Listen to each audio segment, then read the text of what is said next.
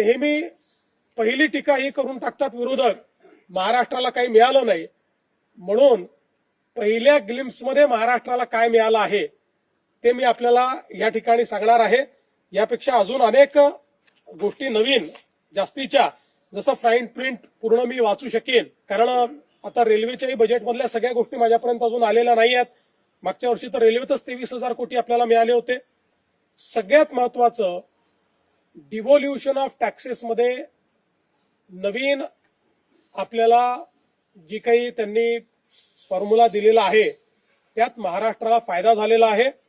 आणि आता डिव्होल्युशन मध्ये आपण मागच्या वेळेसपेक्षा वाढून 6.44% गेलेलो असल्यामुळे आपल्याला यावर्षी 98,306 कोटी रुपये केंद्र सरकारकडनं मिळतील.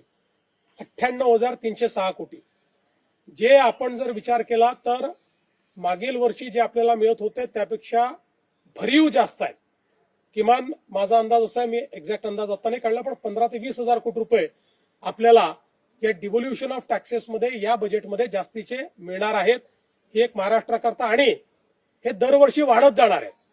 कारण आपलं पर्सेंटेज वाढल्यामुळे डिव्होल्युशनचा जो पूल आहे त्या पूलमध्ये दरवर्षी जी काही राईज होते ती राईज पर्सेंटेजनी आपल्याशी शेअर होणार असल्यामुळे आपला मूळ पर्सेंटेज वाढल्यामुळे दरवर्षी वाढीव पद्धतीनं आपल्याला हा निधी मिळणार आहे. यावर्षी 98,000 कोटी, 98,306 म्हणजे जवळपास 1,00,000 कोटी रुपये हे केंद्र सरकारकडनं मिळणार आहे.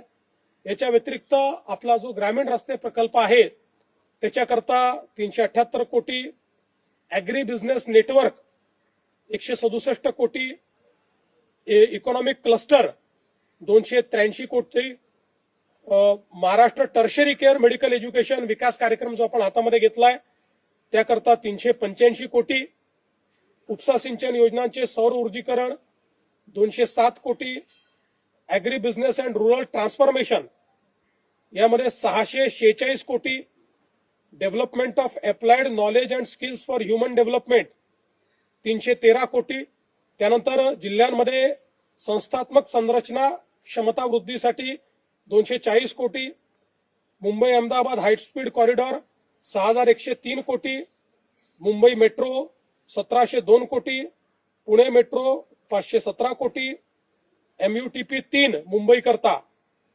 462 कोटी, MMR रिजन मध्ये ग्रीन मोबिलिटी 155 कोटी, महामार्गावर ITS 680 कोटी, असे वेगवेगळे हे प्रकल्प आहेत.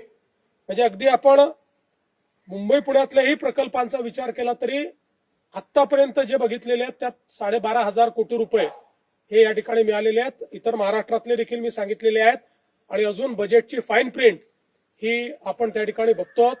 त्यामुळे एकीकडे महाराष्ट्राला डिव्होल्युशन ऑफ टॅक्सेस मधनं 1,00,000 कोटी रुपये आणि वेगवेगळ्या योजनांवर देखील मोठ्या प्रमाणात निधी हा महाराष्ट्राला या अर्थसंकल्पातनं मिळालेला आहे.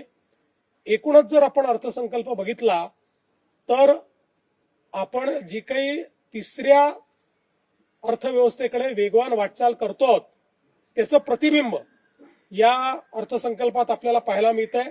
7% ग्रोथ रेट, जगामध्ये सर्वाधिक वेगाने विकसित होणारी अर्थव्यवस्था पुन्हा एकदा भारत प्रस्थापित झालेला आहे 7% ग्रोथ रेटमुळे. आणि हे सगळं करत असताना वित्तीय तूट ही 4.5% आत आणण्यात पुन्हा एकदा अर्थमंत्र्यांना यश मिळालेलं आहे.